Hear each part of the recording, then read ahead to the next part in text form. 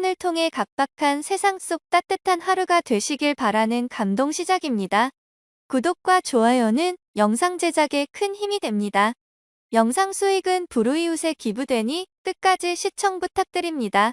수원에 있는 한 주택단지 상당히 좁은 골목길 안으로 엄청난 크기의 대형 버스가 들어오더니 수십 명의 외국인 여성들이 줄지어 내리기 시작합니다.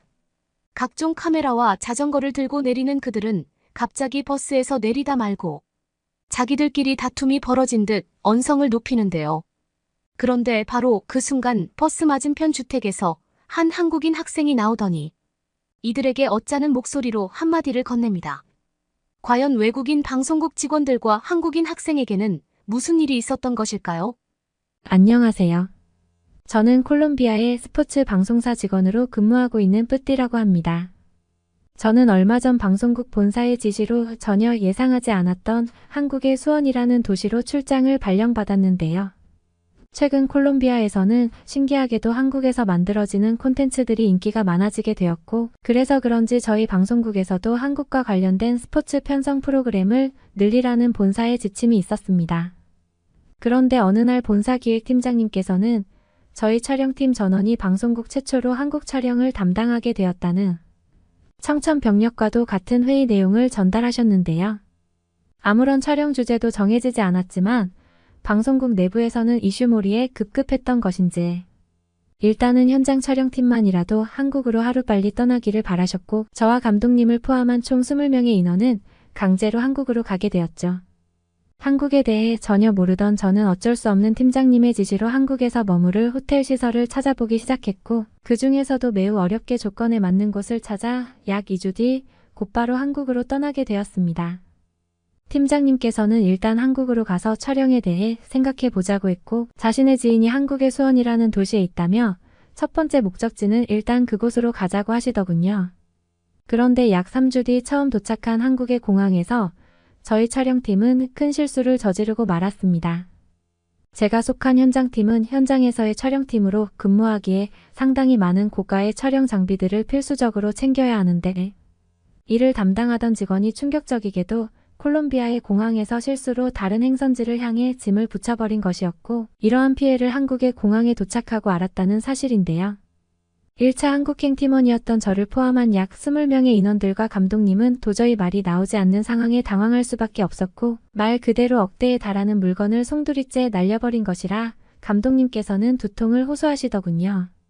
한국에서의 모든 입국 심사마저 빠르게 마친 상황이었기에 콜롬비아로 돌아갈 수도 없는 노릇이었고, 그렇게 저와 감독님, 그리고 약 20명의 인원들은 허무한 표정만을 지은 채 인천공항 입구에서 넋을 놓고 말았습니다. 그런데 바로 그때 한 한국인 직원분이 다가오시더니 저희에게 도움이 필요하냐며 뜻밖의 말을 거셨는데요. 평소 한국 콘텐츠의 그래픽 작업을 담당했던 팀원은 망연자실한 표정으로 저희의 장비를 분실해 버린 사건을 한국인 승무원분에게 설명했지만 그 누구도 큰 기대는 하지 않았고, 오히려 한국인 직원분의 그런 오지랖이 피곤했습니다. 그런데 놀랍게도 한국인 직원분은 저희의 출발지였던 콜롬비아 공항의 위치와 출발 날짜를 물어보시더니 약 3분 정도만 기다리면 짐의 행방을 알 수 있을 것 같다는 충격적인 말을 하셨는데요. 처음에는 지금 바쁜 사람을 불러놓고 장난을 치자는 건가라고 생각했지만 한국인 직원분의 표정을 보니 전혀 장난 같지는 않아 보였습니다. 하지만 한국도 아닌 콜롬비아에서 이미 고가의 장비 대부분을 다른 비행기로 보내버린 상태였기에 저와 감독님은 도대체 뭘 어떻게 하겠다는 건지 직원분의 말이 이해가 되지 않았죠. 그런데 인천공항 직원분께서는 콜롬비아의 공항에 마침 현장 근무를 하고 있는 한국항공사의 직원이 있다면서 현재 저희의 짐이 어디에 있는지 알아냈고, 다행스럽게도 다른 비행기로는 옮겨지지 않아 곧바로 한국으로 향하는 비행기로 짐을 옮기겠다는 충격적인 말을 하시더군요. 충격적이게도 한국의 공항은 대부분의 나라들의 모든 연락망 시스템이 구성되어 있었고, 더욱 충격적인 것은 오히려 콜롬비아의 공항이 저희의 촬영 장비가 어디로 가야 되는지 몰라 우물쭈물거리고 있었다는 사실입니다. 신기하게도 콜롬비아에 있던 한국인 항공사 직원분께서는 저희의 촬영 장비들을 휴대폰 영상통화로 전부 확인해 주셨고, 저희 현장 촬영팀 전원은 인천공항의 말도 안 되는 디지털 시스템에 기가 막힐 노릇이었죠. 특히나 더욱 놀라웠던 사실은 인천공항에서의 매우 빠른 일처리 속도였습니다. 기본적으로 콜롬비아에서는 단순한 행정처리 절차를 진행하더라도 무려 일주일 이상의 시간이 필요한데 이곳 한국의 공항에서는 저희의 어려움을 확인하시자마자 단 1분도 되지 않는 시간 만에 저희 촬영팀의 장비를 찾아주셨던 것이죠.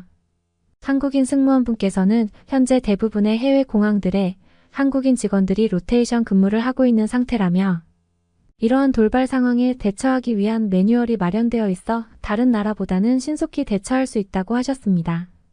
감독님께서는 정말 이런 선진국의 나라는 처음 본다면서 지금의 믿기 어려운 상황을 핸드폰으로 녹화하기 시작, 이에 더해 한국인 승무원분의 인터뷰까지 딸 수 있게 되면서 한국의 말도 안 되는 이러한 쾌적하고도 대단한 공항 인프라 시스템을 전 세계에 알려야겠다며 감동을 받으신 듯 했습니다. 그런데 더욱 놀라운 사실은 콜롬비아에서 한국으로 오는 바로 다음 비행기로 저희의 짐이 도착하기로 했다는 사실이며 심지어 한국인 승무원분께서는 저희의 후발 대원들이 온다는 것을 알자 그때까지 안전하게 인천공항에 보관하고 있겠다며 생전 처음 보는 디지털 라커룸까지 사용할 수 있게 해주셨어요. 실제로 영국에서의 해외 촬영에서 이와 비슷한 사건이 있었는데 그때는 영국의 공항 직원이 짐을 찾을 수 있는 인프라 시스템은 없다며 막무가내식으로 처리하라는 무책임한 대응 태도를 보였는데 그것과는 완전히 상반되는 한국 인천공항의 말도 안 되는 인프라 시스템이었죠.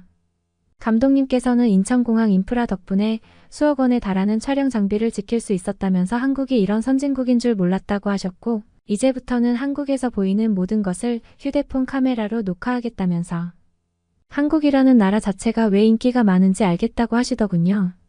그렇게 한국인 승무원분에게 저희 후발대원의 전화번호를 전달해드린 뒤 저희 팀원 전체는 곧바로 감독님의 지인이 있는 수원이라는 도시로 출발했는데요. 그런데 매우 놀라운 사실은 공항에서 도시로 이동하는데 고작 버스만 타면 된다는 사실이었습니다. 한국의 지인분과 전화통화를 마친 감독님께서는 한국은 공항과 고속버스 터미널이 연결되어 있다면서 충격적인 말을 이어나가셨고 저와 팀원들은 그 말을 믿을 수가 없었는데요. 실제로 다른 나라들에서 해외 촬영이 있었던 경우 이미 긴 비행시간으로 녹초가 되어 있었음에도 공항에서의 교통 인프라가 너무 부실해서 공항 바닥에서 노숙으로 잠을 자고 출발할 때도 많았는데 한국에서는 이러한 어려움을 겪을 필요 자체가 없었습니다. 심지어 공항과 연결되어 있는 한국의 고속버스 터미널은 동시에 기차 터미널까지 같이 이용할 수 있는 시스템으로 만들어져 있었고 난생 처음 보는 편리하고도 놀라운 교통 시스템에 감독님께서는 연신 감탄사를 뿜어내시며 촬영하기 바쁘셨죠. 1차적으로 공항과 연결되어 있는 버스 터미널에 탑승해야 했던 저희 촬영팀은 한국말이 가능한 팀원의 도움으로 버스표를 구매할 수 있었는데 여기에서도 선진국 한국은 남달랐습니다. 제일 살기 좋은 나라라고 알려진 미국에서도 수십 명의 사람들이 한 번에 버스표를 뽑으면 오류가 발생해서 기계가 먹통이 되는데 한국은 충격적이게도 키오스크 형태로 버스표를 편리하게 구매할 수 있었고 구매 과정에서 그 어떠한 오류도 발생하지 않았기 때문인데요. 더욱 신기했던 것은 버스표를 결제하는데 현금이 전혀 필요가 없고 신용카드나 휴대폰으로도 전부 결제가 가능했다는 사실입니다. 모르시는 분들도 있겠지만 미국은 물론 대부분의 유럽권 나라들은 아직도 키오스크 내부에 현금 결제를 집어넣어서 편리한 키오스크의 존재 자체에 의미가 없는데 한국은 여기에서도 다른 나라들과는 한 단계 차원이 다른 디지털 기술력을 보이고 있었습니다. 한국이라는 나라가 그저 평범하거나 콜롬비아보다 조금 못 사는 나라일 거라고 생각했었지만 실제 처음 겪어본 한국은 이런 디지털 인프라 시스템이 가능했다니라는 감탄사를 내뱉게 하는 국가였고 버스에 탑승한 한국인들 대부분은 나이가 많은 중년분들도 매우 멋지게 차려입고 있어서 그 나라의 부유함 수준마저 알 수 있었죠. 그런데 버스 내부에서도 한국의 놀라움은 끊이지 않았습니다. 감독님께서는 공항에서부터 휴대폰을 사용해서 배터리가 거의 없는 상태셨는데 충격적이게도 버스 내부에 무료로 전기를 쓸 수 있는 콘센트가 바로 눈앞에 자리하고 있었기 때문인데요. 하지만 이미 미국에서 버스를 탔다가 돈을 내지 않고 와이파이를 사용해서 벌금을 낸 적이 있던 감독님은 마침 앞에 앉아있던 한국인 분에게 버스 콘센트를 써도 돈을 내지 않는 것이냐고 물어보았고 한국인 분은 작은 미소의 표정을 짓더니 자신도 콘센트를 이용해 노트북을 쓰고 있는 모습을 보여주셨습니다. 놀랍게도 한국은 이러한 고속버스 내부에 제공되는 전기를 사용하는 것에 전혀 돈을 내지 않는 신기한 나라였는데요. 항상 전기가 부족했던 저희 촬영팀에게는 너무나 소중한 버스 인프라 시스템일 수밖에 없었고, 이때부터 몇몇 팀원들은 한국이 이렇게나 부자 나라였냐며 놀라는 반응을 보이기도 했습니다. 버스를 타고 편리하게 지하철로 갈아타자 약 2시간도 되지 않는 시간 만에 저희는 감독님의 지인이 있는 수원이라는 도시에 도착할 수 있었는데요. 평소에 해외 촬영이었다면 중심 도시로 이동하는 것에 모든 시간과 체력이 소비되어 녹초가 되었어야 정상인데, 한국의 교통 인프라는 얼마나 편리하게 되어 있었던 것인지 여행의 피로감이 전혀 느껴지지 않았습니다. 눈앞에 보이는 수원이라는 도시를 처음 마주하게 되었을 때에는 콜롬비아와 상반되는 녹지가 풍부한 도시의 모습에 당황하기도 했는데요. 길거리를 하나하나 지나갈 때마다 쉴 수 있는 자연공원이 곳곳에 설치되어 있었고, 한국인들은 그러한 도시공원에서 역시나 선진국 시민들처럼 편안하게 휴식을 취하고 있었습니다.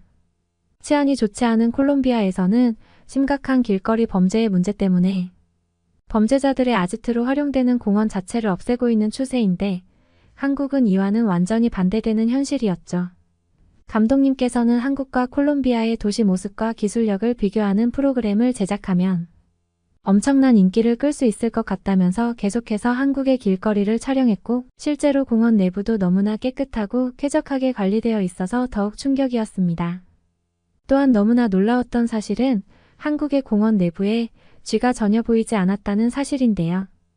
콜롬비아에서는 공원을 제일 처음 떠올렸을 때 수십 마리의 쥐들이 공원을 돌아다니는 끔찍한 광경이 먼저 떠오르는데, 어째서인지 한국의 공원과 도시 길거리에서는 쥐의 형체조차 볼 수 없었습니다.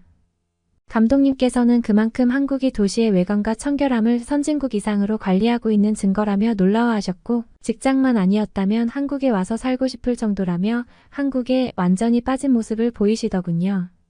일단은 한겨울 동안 머무를 호텔로 향하는 것이 급선무였기에 호텔 예약 담당이었던 저는 곧바로 휴대폰을 켜고 예약했던 숙소의 지도를 살펴보았고, 약 20분 뒤 저희 촬영팀 전원은 숙소 앞에 도착할 수 있었습니다.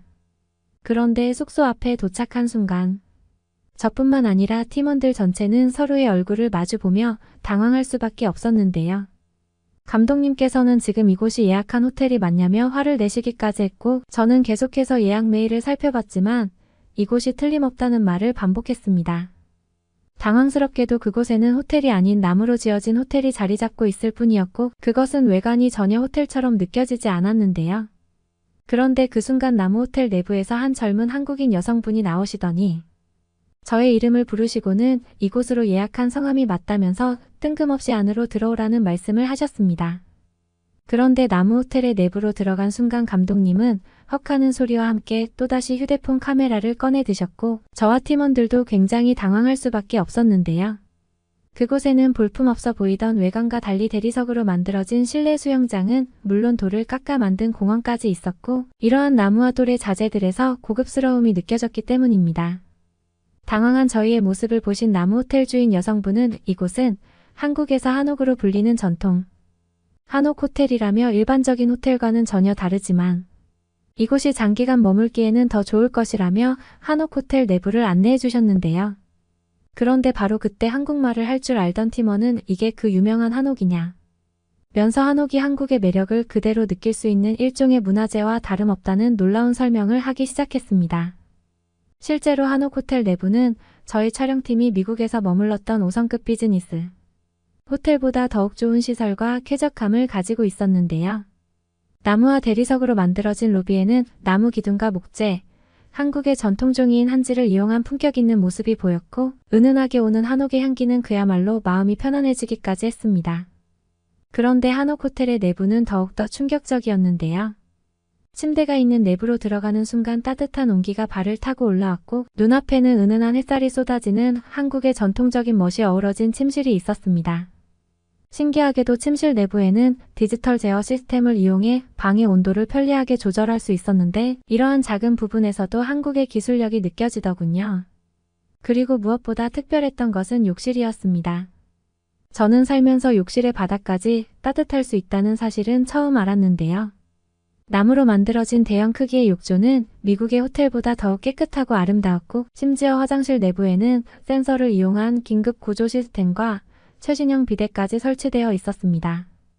말 그대로 한국의 전통을 온전히 느끼면서도 쉴 수 있는 최고급 한옥 호텔이었고, 감독님께서는 너무나 큰 영감을 받으셨는지 한옥 호텔 내부를 이미 이곳저곳 촬영하시면서 감탄사를 연발하고 계시더군요.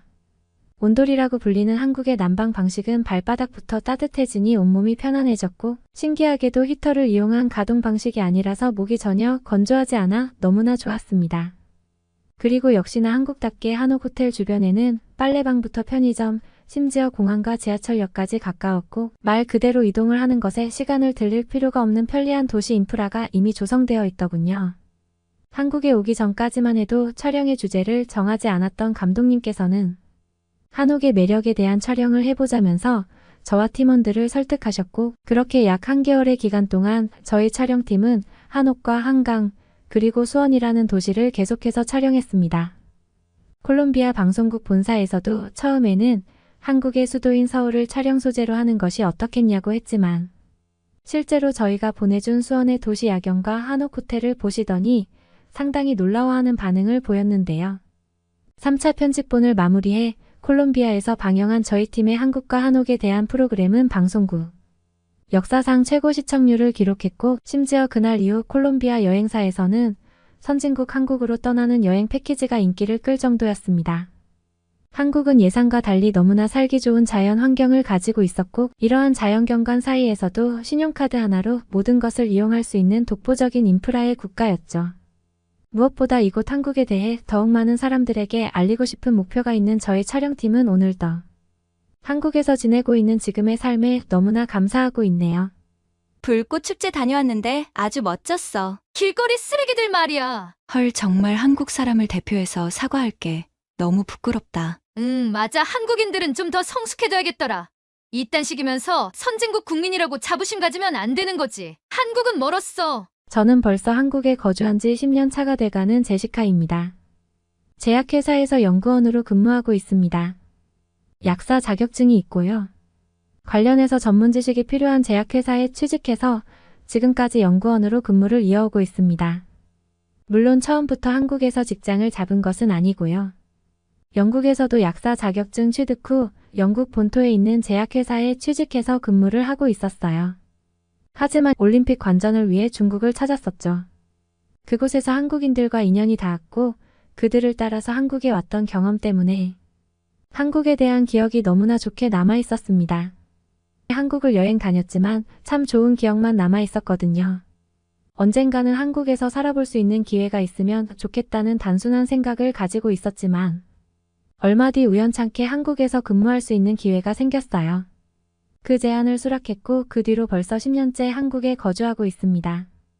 솔직히 말씀드리자면 급여는 영국에서 근무하는 게 더 높아요.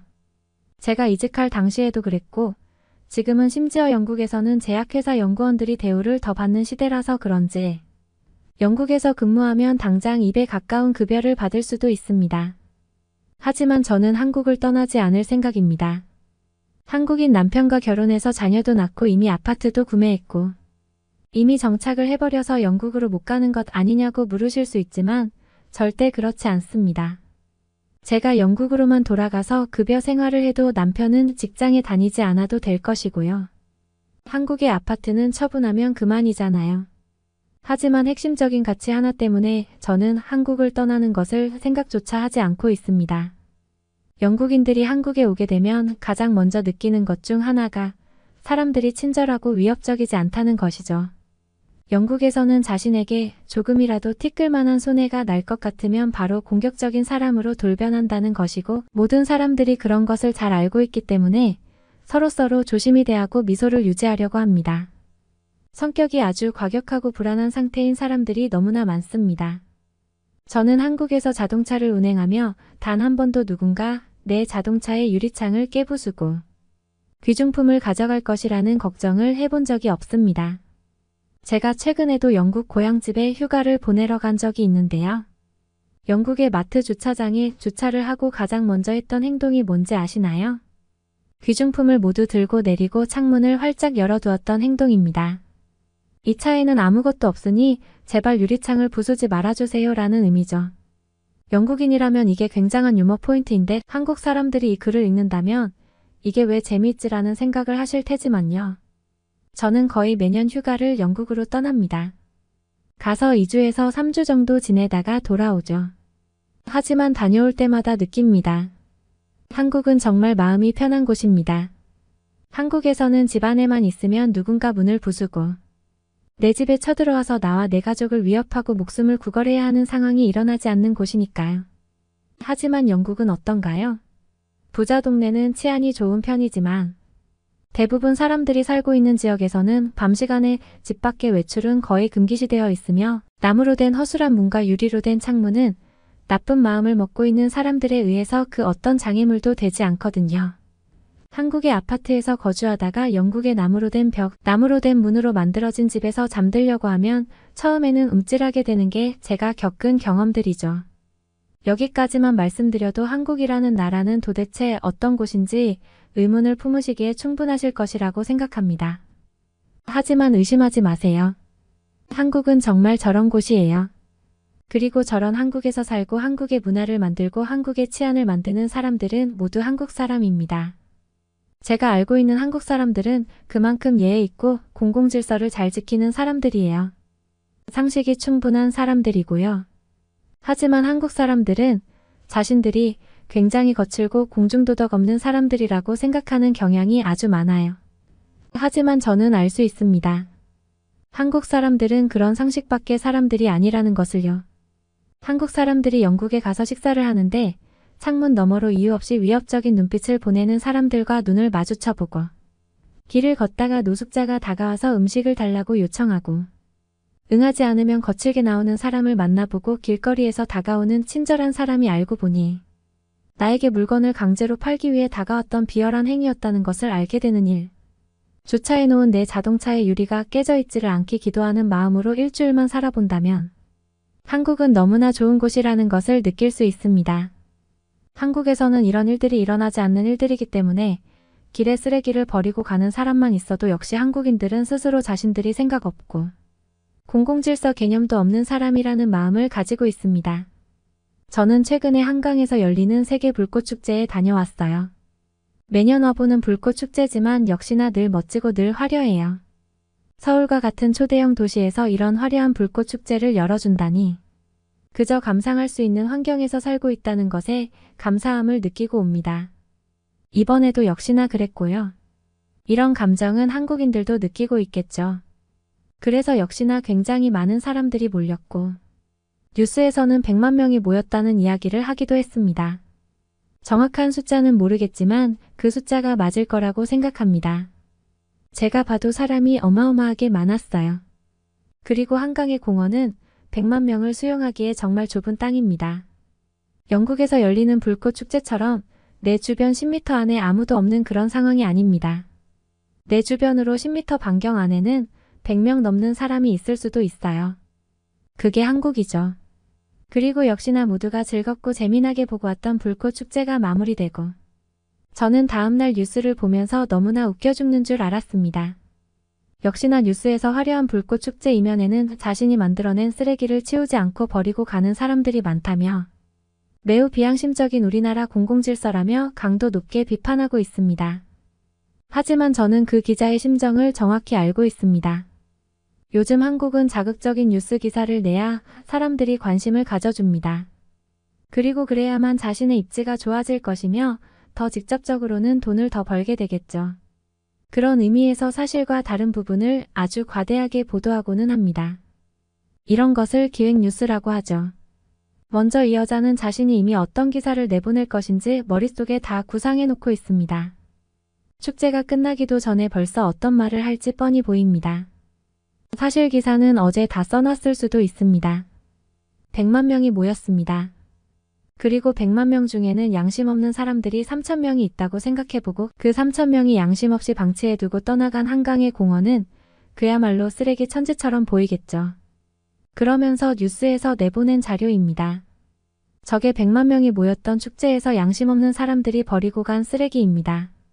한국 사람들은 저런 장면을 보고 화가 난다며 한국 사람들의 국민성이 이것밖에 안 되냐며 선진국인 줄 알았는데 사람들 의식은 아닌 것 같다라는 말들을 합니다. 하지만 제가 보기에는 10만 명이 모인 다른 나라의 축제들의 뒷모습을 못 봐서 그런 게 아닐까 생각합니다. 아니 5만 명이 모인 축제도 그 끝이 나면 그 뒤로 수백 명의 자원봉사자들이 와서 며칠 동안 쓰레기를 치워야 하거든요. 한국은 어떤가요? 끝나고 버려진 쓰레기들이 고작 저것밖에 안 됩니다. 뉴스에서도 공원 바닥에 쓰레기가 마구잡이로 버려진 굉장히 지저분한 모습을 보여주고 싶었으나 사실 그런 장면은 없습니다. 저도 그 불꽃 축제 현장에 가봤지만 쓰레기들이 방치되어 있는 곳이 분명히 있기는 했어요. 하지만 저는 한국은 정말 양심적인 사람이 많구나라는 생각을 했거든요. 그리고 사람들이 무질서하다며 쓰레기 더미를 찍어서 화면을 내보냈는데 저건 쓰레기통에 쓰레기를 잘 버린 것이죠. 다만 쓰레기통이 작을 뿐이고요. 그리고 저 쓰레기통이 작아서 그냥 집까지 쓰레기 봉투를 들고 가는 사람들도 아주 많이 보였어요. 뉴스에서는 그런 장면을 차마 못 내보냈겠죠. 자국민들이 얼마나 양심 없고 못 배운 사람들인지 보여줘야 하는데 99%의 양심적인 사람들을 카메라에 담을 수는 없었을 거예요.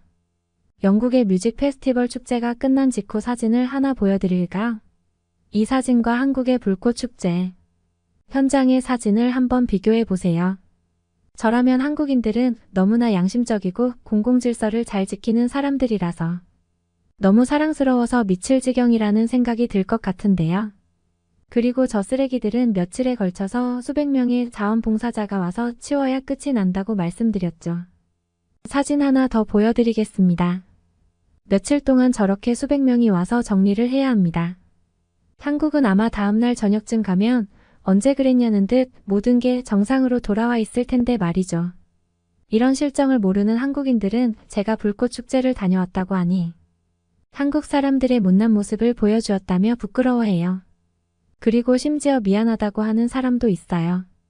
그런데 저는 그런 말을 들을 때마다 속으로는 너무나 재미있습니다. 하지만 저는 그들의 사과를 받아들이고 한국이 더 성숙한 사회가 되기를 바란다고 말하고 다닙니다. 그러면 한국 사람들은 너무나 창피해하고 죄지은 사람의 표정이 되어버리고는 하죠. 사실 불꽃 축제가 끝나고 사람들이 일제히 축제장을 빠져나가기 위해 인파가 몰렸어요. 하지만 그곳에서도 서로 밀지 않으며 차분하게 걸어서 축제장을 빠져나갔고요. 저도 남을 배려하며 밖으로 빠져나왔어요. 안전사고 또한 없었어요. 저 역시도 한국 사람들처럼 차분하게 행동했고 그런 제 모습에 자부심을 가졌어요. 정말 최고의 축제라는 생각이 들었죠. 그래서 사실은 불꽃 축제에 다녀온 저를 보고 한국 사람들이 부끄러워할 필요도 없고 사과할 필요도 없습니다. 저는 그 어디에서도 한국이야말로 정말 공공질서를 잘 지키는 사람들밖에 없다는 말을 한국인들에게 하지 않습니다. 영국 친구들에게는 한국 자랑을 하면서 매일같이 하는 말이지만 한국인들에게는 절대 말해본 적이 없어요. 왜냐하면 한국에서는 저렇게 작은 문제가 터져도 뉴스를 통해서 사람들에게 지속적으로 경각심을 주고 있어요. 다시는 그러지 말자, 저렇게 하면 안 된다 하는 그런 말들 말이죠. 그래서 한국 사람들은 쓰레기를 그냥 버리고 가고 싶어도 자기가 만든 쓰레기를 챙겨서 가지고 갑니다. 그리고 이런 행동들이 이렇게 지금의 한국의 안전하고 따뜻한 사회를 만드는 것이라고 생각하기 때문이에요. 사실 이 글을 쓰는 것도 조심스러웠습니다. 제 글을 보고 한국 사람들이 영국은 더 심각하던데 유럽은 뭐 말할 것도 없던데 라는 생각을 가지고 일탈을 하는 사람들이 생길까 봐 걱정이 되거든요. 한국에서 자녀를 키우는 입장으로서 한국에서는 더욱더 자극적이게 자신들을 반성하는 모습을 보여주었으면 해요. 그래야 한국 사회가 더 안전하고 따뜻한 곳이 될 테니까요. 그럼에도 불구하고 그래도 제가 한국에 10년 넘게 살면서 이런 것쯤은 한마디 해보고 싶었어요. 한국 사람들은 아주 잘하고 있고 외국인 입장에서 보기에 한국은 정말로 멋진 곳이라고 말이죠. 무엇보다도 한국 사람들이 제 글을 보고 나서 이제부터 공원에 쓰레기를 막 버려도 되겠다라고 생각할 사람들은 아니거든요. 여기가 영국이었다면 이제부터는 나도 쓰레기를 더 열심히 길에 버려야겠다고 생각하는 사람이 있을 수도 있겠죠. 하지만 한국인들은 그럴 사람들이 아니고 한국 사람들이 이번 일로 상처를 많이 받은 것 같아서 제 나름대로 위로를 해드리고 싶은 마음에서 이렇게 글을 써보게 되었습니다. 추가로 저는 한국에서 내보낸 불꽃 축제 길거리 쓰레기 관련 뉴스를 영국의 친구들에게 공유했어요. 그리고 영국인 친구들은 이게 왜 뉴스거리가 되냐며, 그리고 한국 사람들이 자랑하고 싶어서 뉴스를 내보낸 것이냐며 묻는 친구도 있었습니다. 최근 한국인들이 자극적인 뉴스에 너무 상처받고 자신감을 잃었습니다. 하지만 부디 이제는 자부심을 가지고 살아갔으면 합니다. 서로를 완벽하게 이해했을 때만 소통이 이루어지는 것은 아닙니다. 오늘 소개해드릴 사연은 한국을 위험한 국가로 이해하고 있었던 프랑스 남성의 사연입니다. 그는 딸을 지키기 위해 온 가족을 데리고 딸의 한국 여행에 동참했다고 하는데요. 안녕하세요. 저는 프랑스의 파리에 사는 60대 잭슨입니다. 저에게는 한 가지 고민거리가 있었어요. 한국 여행을 가고 싶어하는 딸 때문에 걱정이 이만저만이 아니었는데요. 다른 나라로 여행 가는 게 뭐가 그리 큰일이냐고 의아해하실 수도 있겠지만, 저를 비롯한 대부분의 프랑스인은 여행을 가도 국내 다른 도시로 가는 경우가 많지 대륙을 넘어 아시아까지 가는 경우는 흔한 편이 아니거든요. 아무래도 머릿속에 프랑스가 세계 최고의 국가라는 인식이 있다 보니 다른 나라의 사회나 문화에 관심을 갖는 경우도 적고, 외국에 나가면 위험하다는 인식도 적지 않은데요. 특히 아직도 적국과 대치 중인 한국에 방문한다는 건 저희 사고방식으로는 이해하기 어려운 일이었어요. 지금도 뉴스만 틀면 북한이 미사일을 발사했다든가 해외에 은행을 해킹해 불법 이익을 얻었다든가 하는 내용을 쉽게 찾아볼 수 있었기에 본래 한 나라였던 한국에 대해서도 좋은 인상을 갖기가 어려웠거든요.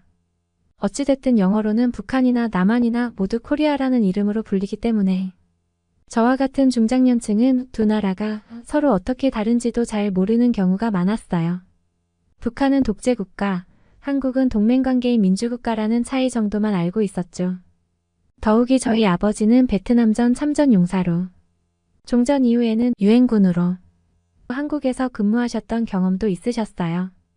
그러다 프랑스로 돌아온 뒤 저를 낳았는데, 제가 어렸을 때만 해도 전쟁의 트라우마 때문에 밤에 악몽을 꾸시거나 정신적으로 괴로워하셨던 적도 종종 있으셨죠. 이후 심리치료를 받으며 많이 나아지시기는 했지만 한국에 대한 얘기를 해주실 때면 항상 낯빛이 어두워지곤 하셨어요. 한국의 지저분한 거리와 거리, 곳곳에서 풍기던 불쾌한 냄새, 인생의 즐거움 따위는 모르는 각박한 사람들과 삭막하다 못해 메말라 보이는 회색 빛깔의 거리, 그리고 툭하면 골목에서 패싸움이 벌어지던 불안한 치안 등에 대해 말씀해 주셨죠. 간혹 전우들과 산이나 바다로 여행을 가거나 나이트 클럽에 놀러 갔던 얘기도 해주시긴 했지만 아무래도 아직 어렸던 저에겐 한국이라는 나라가 아직 개발이 덜 된 어딘가 미개한 나라라는 편견이 더 크게 자리 잡았어요. 그 중에서도 코리안 마피아에 대한 이야기는 충격적이었어요. 사람들에게 피해를 주는 범죄 집단이야 세계 어디에든 있는 것이지만 한국은 특히 조폭이라 불리는 조직폭력배들의 위세가 매우 강하다고 들었거든요. 이들은 불법적인 사업과 폭력을 행사하는 것뿐만 아니라 길에 지나다니는 여성들을 납치해 사창가에 팔아넘기는 등 인신매매까지 서슴지 않았다고 하더군요. 그 수법도 무자비해서 밤거리에 혼자 다니는 여성이 보이면 선팅이 된 밴으로 길을 막은 뒤 억지로 차에 태워 달아나는 방식이라 들었어요. 인적 없는 시골 동네라면 몰라도 서울과 같은 대도시 한복판에서 강력 범죄가 벌어진다니 공권력은 손 놓고 구경만 하는 게 아닌지 의심이 들더라고요. 물론 아버지의 말씀이 70년대나 80년대가 배경이다 보니 지금의 한국과는 완전히 똑같지 않겠지만 그래봤자 고작 40년 전인데 나아졌으면 얼마나 나아졌겠냐는 생각이 들더라고요. 그래서 최근 프랑스의 젊은 청소년들이 한국 문화에 열광하는 모습을 이해하기 어려웠어요. 프랑스에도 세계 최고의 가수들이 활동하고 있는데 왜 그런 변방의 작은 국가 연예인들에게 열광하는 걸까요? 그런데 언젠가부터 아이의 입에서도 한국에 대한 얘기가 자주 나오기 시작했어요.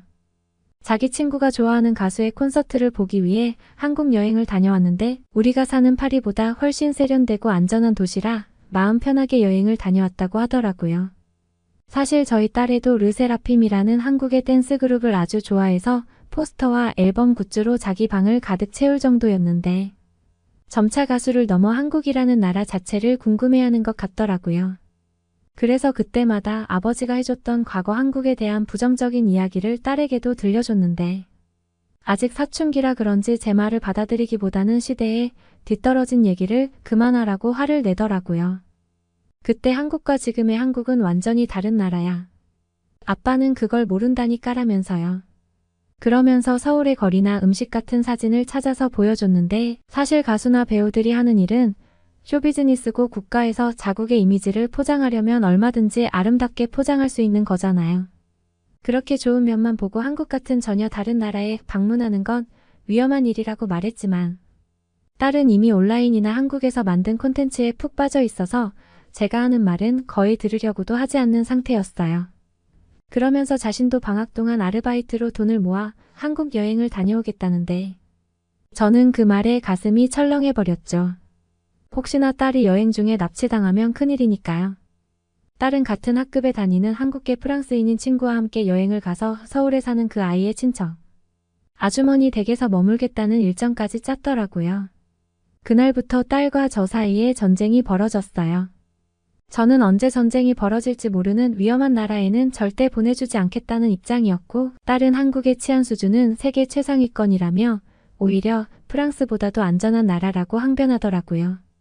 그러면서 무슨 국제기관에서 조사한 도표까지 인쇄해줬는데 조사 결과를 보니까 정말로 한국이 세계 최상위권의 치안을 기록하고 있더군요.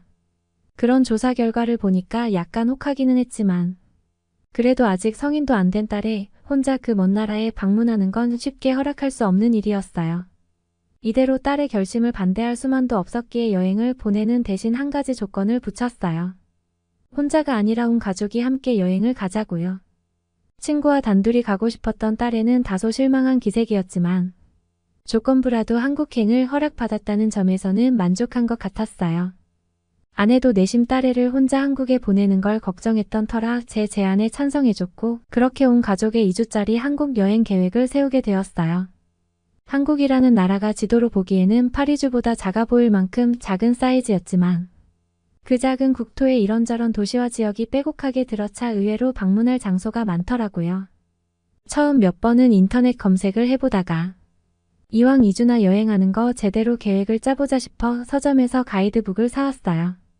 가이드북에서도 딸의 말대로 한국의 취향과 교통, 서비스, 그리고 시민의식 등에 대해 극찬하는 말이 적혀 있었는데 세계에서 가장 가난한 나라로 꼽히던 1960년대나 70년대와 달리 지금의 한국은 반도체 기술과 정보통신 기술을 기반으로 세계 10위의 경제력을 갖춘 선진국이 되었다고 하더라고요. 그러고 보니 삼성이나 현대 같은 빅테크 기업도 근거지가 한국이라고 하던데 가이드를 읽어볼수록 제 머릿속에 한국에 대한 이미지가 많이 변화해가는 느낌이 들었어요. 게다가 이런저런 문화 콘텐츠나 음식 같은 것도 흥미가 당기는 것들이 많더라고요. 그러면서 점차 딸아이와 한국에 대한 대화를 나누는 시간이 늘어났어요. 사실 딸애가 사춘기를 겪은 뒤부터는 부녀간이 좋은 관계에 있다고 말하긴 힘들었는데 관심 분야에 대한 이야기를 나누다 보니 자연스럽게 대화가 늘고 딸, 아이의 가치관이나 생각을 이해하는 데도 많은 도움이 되더라고요. 딸 아이는 특히 K-팝에서 다루는 긍정적인 사고방식이 좋다고 했어요. 사실 요즘 프랑스의 인기곡 차트에 오르는 곡 중에는 지나치게 선정적이거나 자극적이라 딸처럼 섬세한 감성을 가진 아이 중에는 거부감을 갖는 경우가 많은데 K-팝은 대부분의 곡이 자기 존중감이나 자신만의 가치를 찾아가는 방법, 그리고 미래에 대한 희망을 찾 과정 등을 노래하고 있기 때문에 지금처럼 앞날에 대한 불안감을 갖기 쉬운 청소년들에게 공감을 산다고 하더라고요. 사실 조금만 노력하면 성공의 기회를 얻을 수 있었던 저희 기성세대와 달리 지금의 청년층은 자산의 보유 여부에 따라 빈부격차의 수준이 크게 갈릴 수밖에 없는 환경에 있잖아요. 그렇다 보니 이처럼 10대, 20대의 처지를 위로하는 가사가 감동을 준다고 해요. 살아왔던 시대가 다른 기성세대의 입장에서는 이러한 젊은 세대가 처한 현실이나 고민에 공감하기 힘든 면이 있는데 K-팝에 관해 관심을 갖게 되다 보니 자연스럽게 딸의 사고방식을 이해할 기회가 되더라고요. 덕분에 한국 여행을 준비하는 과정에서 딸아이와 많은 소통을 나눌 수 있었어요. 찬찬히 이야기를 나누다 보니 그동안 철부지라고만 생각했던 딸아이가 자신의 미래에 대한 많은 고민을 갖고 있다는 걸 알게 되더라고요. 한국에 관심을 갖는 것도 나중에 한국어를 배우거나 아직 경제 성장이 계속되고 있는 동아시아 시장에서의 사회 진출에 대한 생각을 갖고 있기 때문이었어요. 저희 세대에서는 아시아에서 기회를 얻는다는 게 좀처럼 상상하기 어려운 일이었지만 지금의 10대나 20대들의 생각은 아주 다르고 또 그러한 선택과 결정을 하는 과정에서의 나름의 이유도 있더라고요. 딸 아이의 생각을 이해하려 하지 않고 편견에 빠져 윽박지르기만 했던 게 미안해질 정도였어요. 그렇게 준비를 마치고 마침내 한국행 비행기를 탈 때가 됐어요. 파리에서 서울까지 오랜 시간이나 비행했지만 딸 아이는 워낙 설렜는지 중간에 지치지도 않고 도착할 때까지 들뜬 모습이더라고요. 막 인천공항에 도착한 뒤에는 이곳이 정말 내가 생각하던 한국이 맞는가 싶어 깜짝 놀라고 말았어요. 파리나 프랑스의 다른 도시에서도 보지 못했던 세련된 디자인의 건물에 큰 규모에도 불구하고 쓰레기 하나 찾아볼 수 없을 만큼 깔끔한 데다 유심 카드를 사기 전까지는 무료 와이파이도 마음껏 사용할 수 있어 도중에 불안해할 일이 전혀 없더군요. 게다가 사람들도 친절하고 공항 직원들은 대부분 영어가 능통해 궁금한 점은 얼마든지 물어볼 수 있었고 공항 전용 철도가 연결돼 있어 서울 시내로 이동하는 데도 순식간이었어요. 저희 아버지가 살아계셔서 서울에 방문했다면 어떤 반응을 보이셨을까 하는 생각이 들더라고요. 서울 시내로 들어온 뒤에도 저의 편견과 달리 치안 면에서는 전혀 걱정할 이유가 없어 보였어요. 깔끔한 거리 곳곳에는 밤늦게까지 유동인구가 지나다니고 으슥한 골목 없이 어딜 가나 밝은 불빛이 켜져 있어 위험하다는 생각이 전혀 들지 않더라고요. 게다가 저희가 머무는 숙소는 현관 도어락이 걸려 있어 외부 침입이 어려운 구조였고 출입문 곳곳에 CCTV가 설치돼 있어 범죄 발생을 방지해주는 시설이 충분했어요. 게다가 카페나 식당 등에서도 사람들이 테이블에 지갑이나 휴대폰 등의 소지품을 놓고 다니지만 아무도 훔쳐가거나 눈독 들이지 않는 등 안전을 위해 모든 국민이 노력한다는 느낌을 강하게 받을 수 있더라고요. 결국 저의 고민이 무색하게도 우리 가족은 2주간의 한국 여행을 너무 무사히 그리고 알차게 보내고 돌아올 수 있었고 돌아올 때쯤엔 다음번 한국 여행을 생각하게 될 정도였어요. 이제는 한국에서 자신의 진로를 찾아보겠다는 딸아이의 결심도 아무런 걱정 없이 지원할 수 있게 됐죠. 한국만큼 안전하고 매력적이며 미래가 기대되는 나라도 없을 테니까요. 여러분은 어떻게 보셨나요? 응원과 격려의 한마디씩을 댓글로 남겨주시기 바랍니다. 사연자분께 전달해드리겠습니다. 저희 감동시작은 실제 사연 제보를 받고 있습니다. 채택되신 분께는 선물도 드리고 있습니다. 저희의 사연이 여러분의 하루에 작은 힘이 될 수 있었으면 좋겠습니다. 감동적인 사연을 주변 사람들에게 공유하고 함께 이야기 나눠보세요. 끝까지 시청해주셔서 감사합니다. 더욱더 좋은 영상으로 찾아뵙겠습니다.